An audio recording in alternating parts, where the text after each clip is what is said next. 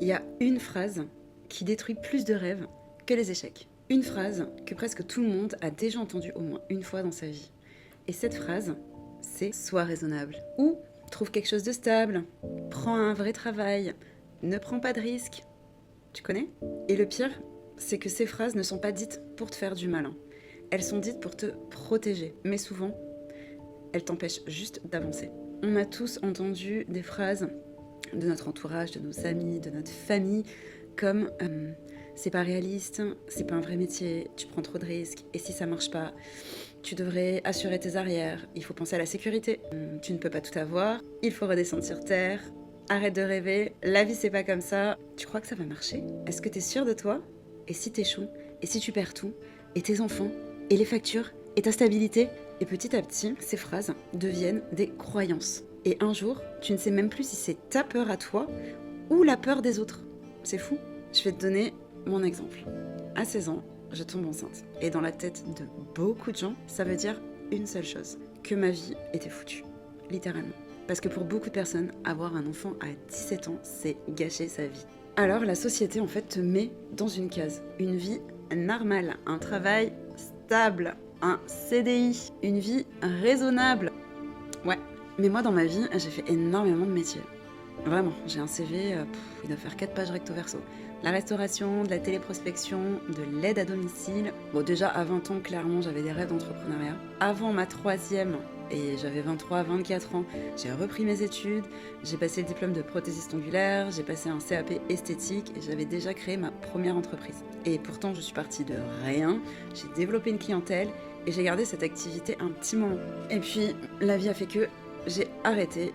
Mais malgré tout ça, j'ai toujours eu cette sensation comme si je cherchais ma place. Si je n'arrivais jamais vraiment à trouver ma voie. Mais il y a une chose que j'ai toujours faite, c'est rebondir. Ça, c'est ma force et c'est ma capacité. Et si moi je le fais, tout le monde peut le faire. Aujourd'hui, beaucoup de gens me connaissent pour ma pâtisserie, pour cette entreprise que j'ai créée à partir de rien. Et ce qui est assez fou, c'est que je n'étais même pas du métier. Genre, pas du tout. J'avais aucune formation, mais j'avais une envie, une intuition, je ne saurais pas comment l'expliquer, une passion qui s'est créée aussi. Et avec seulement 16 € en poche, je me suis lancée. 16 € et 3 enfants. Et quelques années plus tard, je suis devenue une chef pâtissière à la tête de ma propre entreprise, avec ma petite notoriété dans le coin quand même. Mais ce que les gens ne voient pas, ce sont les nuits de travail, les semaines sans pause, les doutes, les peurs, les moments où tu te demandes si t'es pas en train de faire la pire erreur de toute ta vie. Ouais. Et un jour, j'ai compris quelque chose de très important. Les gens ne vivent pas ta vie, ils vivent la leur. Et à partir du moment où tu comprends ça, tu arrêtes de demander la permission de rêver, tout simplement, la permission d'essayer, la permission de changer, la permission de devenir quelqu'un d'autre, tout simplement. Et la vérité, ce n'est pas que les gens sont méchants. La plupart du temps, en fait, ils veulent juste te protéger. Mais ils te protègent avec leurs propres peurs à eux, avec leurs propres limites, avec leurs propres croyances. Et si aujourd'hui tu sens que quelque chose te bloque, si tu as l'impression de tourner en rond, de ne pas oser, de ne pas savoir par où commencer, sache que c'est pas une fatalité en soi. On a tous des blocages, des peurs, des croyances qui nous empêchent d'avancer.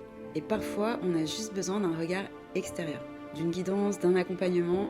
Et c'est aussi pour ça en fait que j'ai créé Jonaya, pour aider les personnes qui sentent qu'elles doivent changer quelque chose dans leur vie, mais qui ne savent pas encore quoi, comment, parce que la seule personne qui doit décider de la vie que tu vas vivre, c'est toi.